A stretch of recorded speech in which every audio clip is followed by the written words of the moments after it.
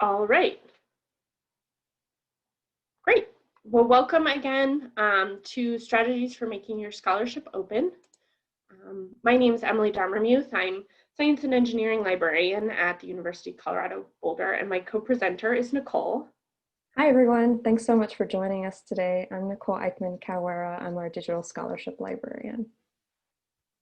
And what Nicole and I will be going through today is kind of these 5 steps that we've thought of for steps you can take to make your scholarship open.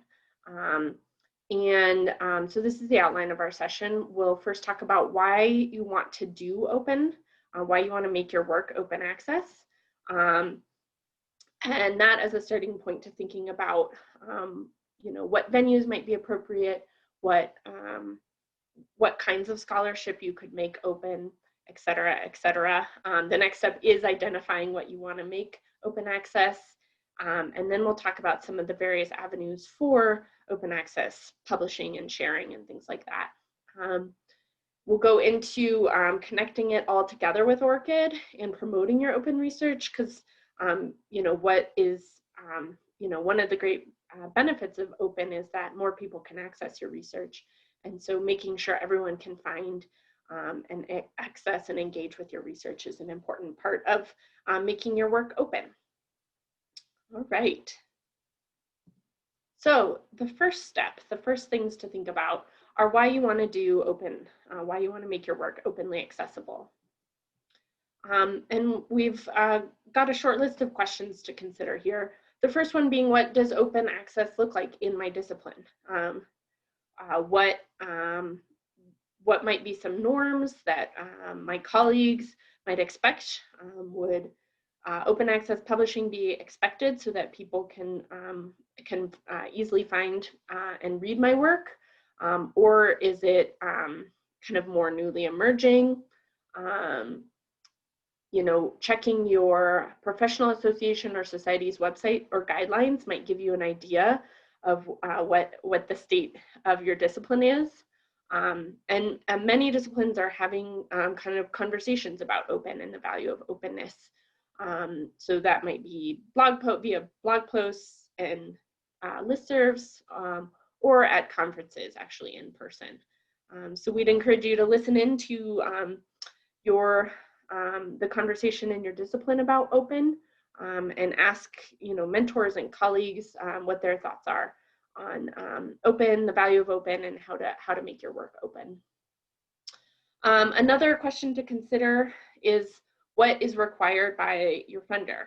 Maybe you're thinking about making your work open access because the funder of your research has asked that of you, and more we're seeing that, especially in certain disciplines. So you might be required to make your work open access according to the terms of your grant. And so you might want to check in with your grant and see what the requirements are.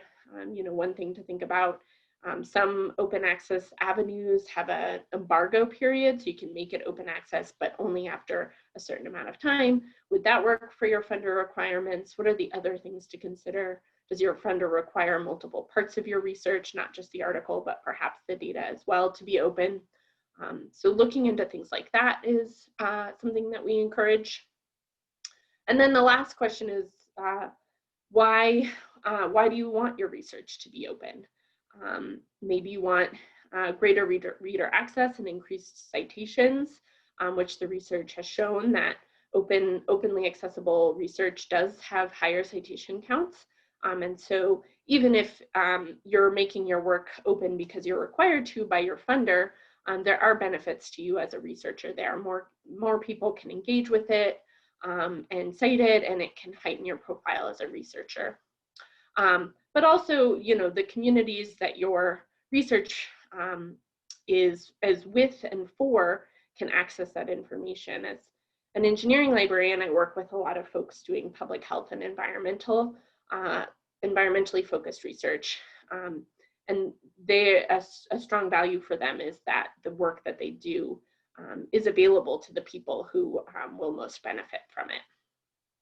Which leads into the last point that we have, which might be that you consider openness and equity to be part of your values as a researcher, and reproducibility as well, perhaps. And so making your work open access is an action that you can take to enact those values of equity and reproducibility. All right.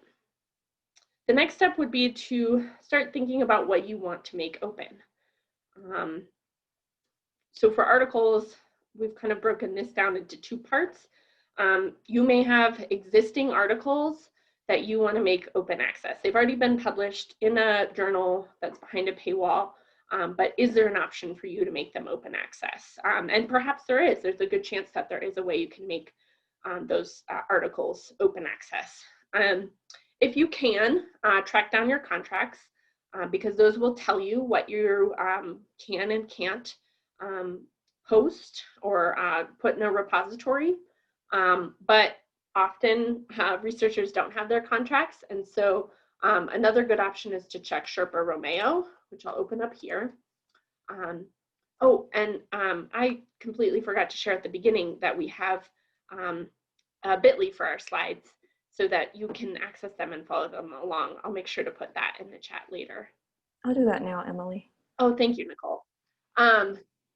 So that you have these links and can follow the slides and the links and can follow along. But Sherpa Romeo allows you to search via the name of a journal. As an engineering librarian, one I often think of, the first one that popped into my head was the Journal of Engineering Education. You can search by the name of the journal that your publication is in. There's a lot of results here. I'll just click on the first one. It will give you information about, like, does it allow you to post certain versions of the article, a preprint, so that would be the version of the article that you submitted, so before it's gone through peer review and revisions, the postprint after it's gone through peer review and revisions, and then the final published version would have the journal's formatting and things like that on it. And so if you click on the pathway, it should tell you that it looks like this has changed since the last I looked, so I'm having a harder time interpreting this. But it looks like it allows you to post all three versions. Is that correct? Is that what you're seeing, Nicole? Okay, always double check. They change the databases and the journals all the time, and I always do this while I'm teaching. I haven't looked at it in a month or something, and it's changed. So Sherpa Romeo is a really useful tool. And then when thinking about making future articles open, you can also check Sherpa Romeo to see if the journal that you're thinking of publishing in would allow you to make a version of the article open access. Later in the presentation, Nicole will talk about finding a fully open access journal that you could publish in. And so one thing to think about as you're thinking about open access is if you have funding support for open. Sometimes if you're publishing in an open journal, there will be an article processing charge. And so you might want to, in planning for future open articles, think about if you have funding available. Sometimes that can happen through your grant, but at CU Scholar, we have an open access fund, which provides, the link is there. This is run by the libraries, and it provides CU affiliated authors, faculty, staff, and students up to $2,000 per fiscal year for articles published in a journal that provides free, immediate online access to the full text of all research articles. So looking at fully open journals, we can support funding. You can apply and we can support funding in those journals.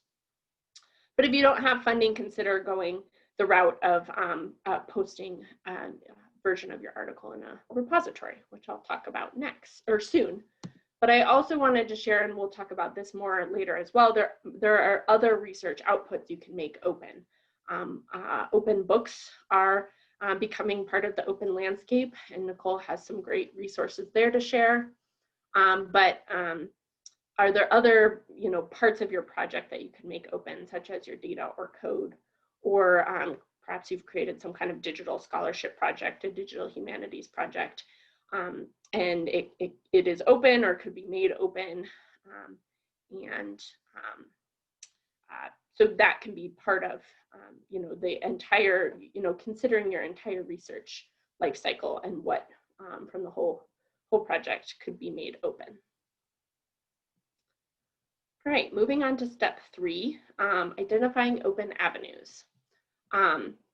There are kind of three main categories of repositories. I think there are probably more if you really dig into it, but we've thought of 3 main categories of repositories that you might put your work in.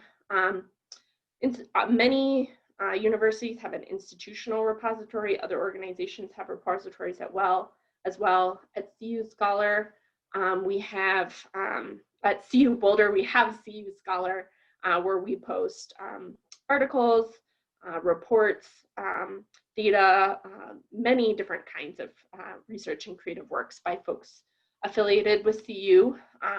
And since I know that we have folks with other institutions, I just wanted to shout out asking your librarian at your institution about your institutional repository. There are disciplinary repositories. Archive was one of the first, and it's a preprint repository started in 1991 at Cornell. And it hosts preprints of articles largely in physics and mathematics and kind of related disciplines. I also wanted to highlight MedArchive right now. It's a preprint repository for the medical sciences. A lot of COVID research has been put there, so it's kind of gained a lot more research and a lot more profile lately. But for medical researchers, also PubMed Central, which often hosts more final versions rather than preprints. In the humanities, there's H Commons, and the social sciences have Soc Archive, and there's an associated blog and information webpage for Soc Archive, which is Soc Open. And if you want to find something specific to your discipline, I recommend just doing a web search for your discipline plus preprint repository, because there are a lot more of these increasing in recent years. And there are also a lot of repositories for data. And I'll briefly mention some. Re3 Data is a website where you can search for a data repository that would be a good fit for your data, depending on the type of your data or the discipline that you work in. The ICPSR is the Inter-University Consortium for Political and Social Research. So it's a really good database for social, behavioral, and health sciences research. Figshare is popular and well known by a lot of folks, and you can put your research outputs there in a citable, shareable, and discoverable repository. The Open Science Framework is cool. It's not just a repository, it's kind of a project management tool as well. It's free and open source, non-commercial, non-profit, non-institutional. It's a collaborative tool that integrates with a lot of other tools like cloud storage, Zotero, things like that. And so you can manage a lot of components of your project there, but you can also make aspects of your project, such as, for example, maybe your data set, openly accessible. And GitHub is a good way to make code and software development open for reuse, but we did want to note that it's not good for preservation. And so I will let Nicole take it from here. Thanks, Emily. So next we want to talk a little bit about some other ways to look for open avenues with journals and books. And this is pretty high level overview. So one of the places to look could be the Directory of Open Access Journals. This is sort of a service and a database that vets or rather referees open access journals in order to be included in the directory. They also have a directory of open access books, which I'll talk about in a moment. But this is a good place to find whether on the journal under the article level or the journal level, whether you would like to, or as a way to identify where you can publish in open access journals. But to point out to some other ones, The Open Library of the Humanities is one that is specifically for the humanities, as it may suggest, but it also has its own multidisciplinary journals. For instance, they have a lot of media studies oriented things that are published in there. It's funded by the Mellon Foundation. But what's unique about Open Library of the Humanities is that they do not require any sort of charge for authors in order to publish in their journals. The Public Library of Science is fairly well known. They have a suite of different open access journals. Some are platinum, gold, where you, as an author, you do not have to pay. However, there are some where you do have an article processing charge. And then there are the traditional big commercial publishers that you may be aware of, Springer, Wiley, Taylor and Francis, and others, who do provide some open options. Some of them are hybrid. In other words, your article might be considered open access, but not the journal itself. And for that, you generally do have to pay an article processing fee. And some publishers, or some journals in particular, do have fully open options where the journal itself is completely open and not just on an article basis, but they also may require some fees. The way that most folks, as far as I know, Emily, please feel free to add to this, in order to pay for those things, are usually written into grants as part of paying for the research itself, and knowing that your funder requires, as Emily pointed out, to have your article or work or data made publicly available. So that's something to keep in mind. But Emily also pointed out Sherpa Romeo, and that's a great place to look again to see whether a specific journal you're looking at allows for a variety of open options, whether it's just for the repository or it's completely fully open. If you could advance the slide, please. And next, we want to talk a little bit about open books or open monographs. So articles tend to be more heavily oriented as far as open access goes for the sciences and to some extent the social sciences. There are definitely open access humanities journals, but the coin of the realm in humanities disciplines remains the book or the monograph. So we wanted to be sure to point out some of these. Open Humanities Press, for instance, is unique in that it is free to publish with Open Humanities Press as well. Open Edition is another humanities and open social science oriented book platform. They have, it's multilingual as well, so it's not just English oriented. Lever Press is another option. This is fairly new. It's another diamond option where it does not cost the author anything to publish their book. This is fairly unique. And on the flip side, there is also Luminos, which is a University of California press service. And they sort of share the cost of publishing a book open access with the author, with UC Press, libraries, and universities. And they tend to focus around the cost of about $15,000 in order to publish a book. But again, that's shared. And then, of course, as with the journals, there are open options by many publishers, and they may require some sort of book processing charge. And I think it's important to note that you should probably pay attention to what sort of embargoes that these options provide. Sometimes it's not the entire book that is allowed to be made open access immediately, or maybe it's just a chapter after 6 months. So it varies, and that's something to keep in mind. And I mean, this is your scholarship. So let's say you wanted to just do this on your own and maybe focus on post-publication peer review. There are a variety of self-publishing platforms. Scalar, for instance, is often used in the digital humanities and media studies. It is a service created at University of Southern California. And PubPub is an additional option for, they have a variety of different payment options, but there is a free option in order to publish a book or articles or a framework, compendium, whatever it is that you would like to do in sort of a long narrative format. And they do mint digital object identifiers, DOIs, and that allows you to be able to track the impact of your book. But for some other options for you to look for open access books, I would point you to the Simmons University's Open Access Directory. This has been a website, or a wiki rather, that they've been updating for at least a decade, I think, and probably longer. And there's a lot of great open access information on there, but they update the open book publishers that are out there quite regularly. Thanks. All right, so how do you connect all of these open things together? I want to talk a little bit about setting up your Orchid ID, or Orchid. What is an Orchid? It's your Open Research Contributor Identifier. So you can go to orchid.org, or if you're at CU Boulder, we do have an institutional a license for Orchid. It is free. What it does is it allows you to disambiguate your name if you have something similar. Believe it or not, there is another Nicole Eichmann out there with the same spelling.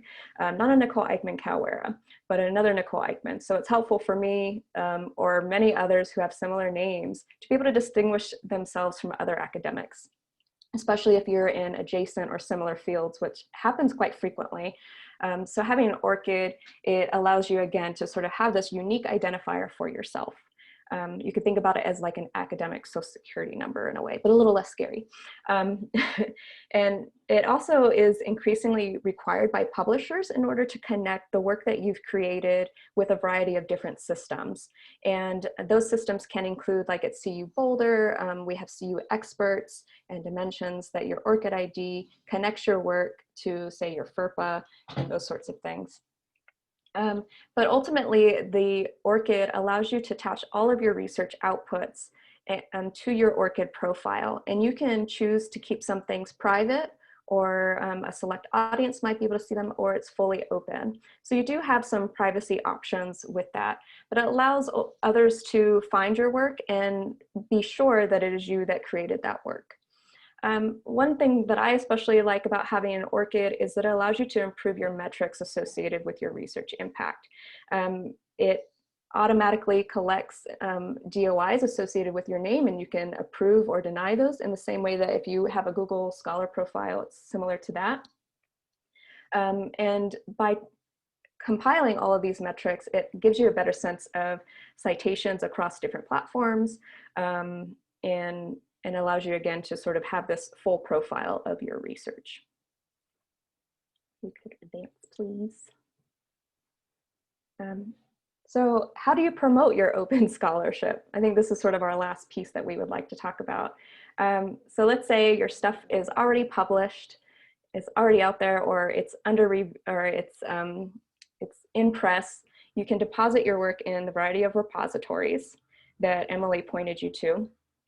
And with that, you might consider a Creative Commons license. And by doing that, that allows even greater reuse of those things, as long as you have the ability to assign that copyright or Creative Commons license to it. So in other words, for your preprints, for your data that you own, that you can put these types of licenses. And you can share it with your social networks. You can post these on your personal or professional websites. Again, check Sherpa Romeo. You might create or update your Google Scholar profile, sort of connecting your Orchid or other researcher IDs into your Google Scholar profile. And that allows others to be able to track your research. If you are part of a particular niche research, then they could get alerts every time that you publish or put out something new. And one of the best things that you could probably do for a public audience is to write blog posts or to tweet in a more informal manner, or even to record YouTube videos about your research, whether it's to a specific article or research project or your data. This is one of the great ways to get your information out there.